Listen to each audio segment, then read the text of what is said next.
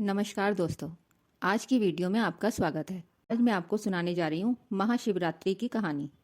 एक बार माता पार्वती ने भगवान शिव शंकर से पूछा कि ऐसा कौन सा श्रेष्ठ और सरल व्रत पूजन है जिससे मृत्युलोक के प्राणी सहज ही आपकी कृपा प्राप्त कर लेते हैं। उत्तर में शिव जी ने माता पार्वती को शिवरात्रि के व्रत की विधि बताकर महाशिवरात्रि की कथा सुनाई। एक बार चित्रभानु नाम का एक शिकारी था जो पशुओं का शिकार करके अपने परिवार को पालता था। उस शिकारी ने एक साहूकार से ऋण लिया था, लेकिन वह उसे समय पर चुका नहीं सका, जिससे साहूकार ने क्रोधित होकर शिकारी को शिव मठ में बंदी बना दिया। संयोगवश वह महाशिवरात्रि का दिन था और वहां कीर्तन चल रहा था। शिकारी ध्यान मग्न होकर कीर्तन तथा शिव संबंधित धार्मिक बातें सुन रहा था। चतुर्दशी को उसने महाशिवरात्रि व्रत कथा भी सुनी। शाम के समय साहूकार ने शिकारी से ऋण संबंधी बात की। तब शिकारी ने अगले दिन सारा ऋण चुकाने का वचन दिया और बंधन मुक्त होकर वहां से चला गया। चित्रभानु वहां से सीधा जंगल में शिकार खोजने गया। भटकते भटकते उसे रात हो गई, लेकिन शिकार नहीं मिला। वहां एक बेल का पेड़ था जिसके नीचे शिवलिंग था। रात को शिकार के लिए वह उसी बेल के पेड़ पर चढ़ गया और नींद न आ जाए इसलिए वह बेल पत्र को तोड़कर नीचे गिराने लगा।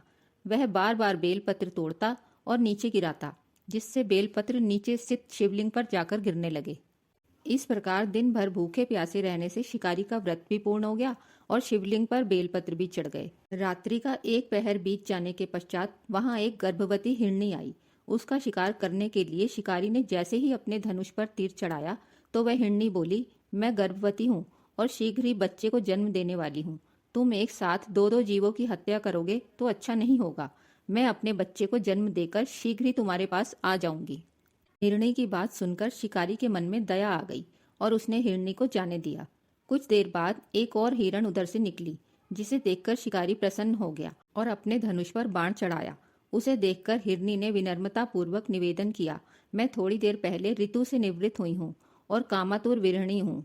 मैं अपने प्रिय की खोज में भटक रही हूँ और अपने पति से मिलकर शीघ्र ही तुम्हारे पास लौट आऊंगी। उसकी बात सुनकर शिकारी ने उसे भी जाने दिया। रात्रि का अंतिम पहर बीत ही रहा था कि तभी एक मृगी अपने बच्चों के साथ उधर से गुजरी।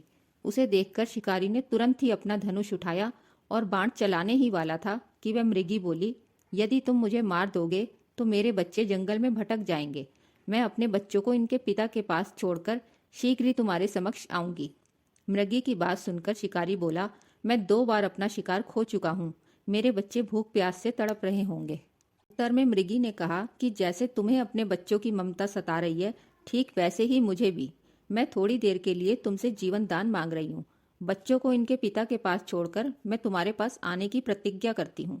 मृगी का 3 स्वर सुनकर शिकारी को दया आ गई और उसने उसे भी जाने दिया। शिकार के अभाव में बेल के पेड़ पर बैठा शिकारी बेलपत्र तोड़कर गिराता जा रहा था। जब सुबह होने को आई तब एक हष्ट पुष्ट मृग उस तरफ आया। तब शिकारी ने सोचा कि इसका तो अवश्य शिकार कर लूंगा। जब उसने धनुष पर तीर चढ़ाया तो वह मृग बोला, यदि तुमने पूर्व में आने वाली 3 मृगियों और उनके बच्चों को मार डाला है तो मुझे भी मार दो। मैं उन तीनों का पति हूँ और यदि तुमने उनको छोड़ दिया है तो मुझे भी कुछ क्षणों का जीवन दान दो।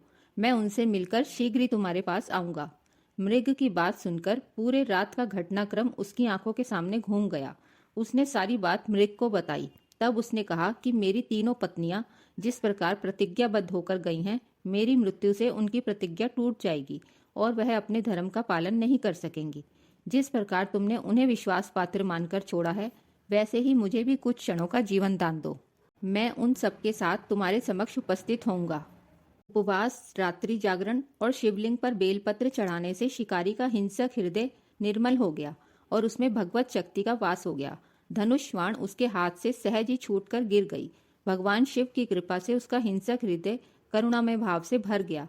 वह आज अपने अतीत के कर्मों को याद कर पश्चाताप की आग में जलने लगा। थोड़ी देर बाद वह मृग सपरिवार उस शिकारी के समक्ष उपस्थित हुआ, किंतु जंगली पशुओं की ऐसी सत्यता, सात्विकता और प्रेम भावना देखकर शिकारी को बड़ी ग्लानि हुई। उसकी आंखों से आंसू झरझर गिरने लगे। उस मृग परिवार को न मारकर शिकारी ने अपने हृदय को कोमल और दयालु बना लिया। देवलोक के समस्त देवी देवता भी इस घटना को देख रहे थे। इस घटना की परिणति होते ही समस्त देवी देवताओं ने पुष्प वर्षा की। भगवान शिव ने अपने दिव्य स्वरूप के दर्शन कराए तथा सुख समृद्धि का वरदान देकर उसे गुह नाम प्रदान किया। यही वह गुह था जिसकी भगवान श्री राम से मित्रता हुई। दोस्तों, अगर आपको महाशिवरात्रि की कहानी पसंद आई हो तो कमेंट में ओम नमः शिवाय जरूर लिखें।